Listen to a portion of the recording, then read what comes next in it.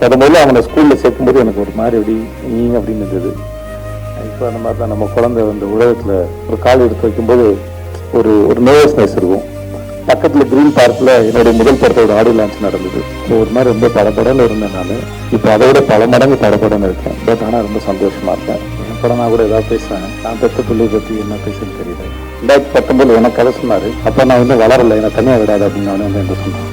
அவன் தான் தேர்ந்தெடுக்கணும், அது அவன் தான் முன்னாடி எடுத்து போகணும். பின்னாடியே வந்து எதையாவது சொல்லிக்கிட்டே இருந்து வளர்த்துக்கிட்டே இருக்கிறது இல்லை புள்ள நல்லா போதுப்பா அப்படின்னு ஒரு சண்டை காட்சியில் ஏற்பட்ட இந்த குரல்லாம் மாறி அந்த ஒருவேளை நான் ஒரு படம் அமைஞ்சாருந்தா கூட அனலரசு மாஸ்டர் வச்சு ஒரு ஃபைட் எடுத்துக்க முடியுமா எனக்கு தெரியாது. ஸோ அவர் மூலமாக இந்த வாழ்க்கை எனக்கு அமைஞ்சிருக்கிறது அது பெரிய பாக்கியம் தான் சொல்லுவேன். ஸோ ரொம்ப ரொம்ப நன்றி மாஸ்டர். உங்களுக்கு வந்திருக்க எல்லாருக்கும் வணக்கம்.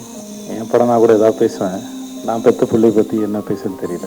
முதல்ல மாஸ்டர் உங்களுக்கு ரொம்ப நன்றி மாஸ்டர். இது இது எங்கே ஆரம்பிச்சதே தெரியல.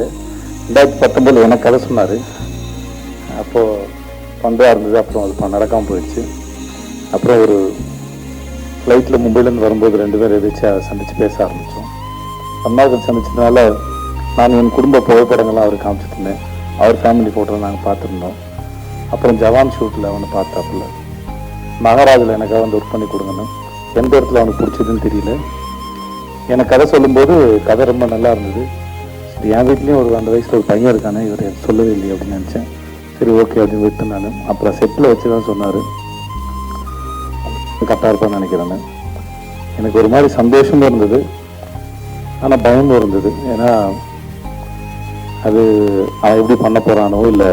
அப்போ தான் காலேஜ் படிச்சுட்டு நான் அப்புறம் சேர்ந்துருந்தான். எதுவாக இருந்தாலும் எனக்கு என் பையனுடைய முடிவுகளை அவனே எடுக்கும் தான் நான் விரும்பினேன். நான்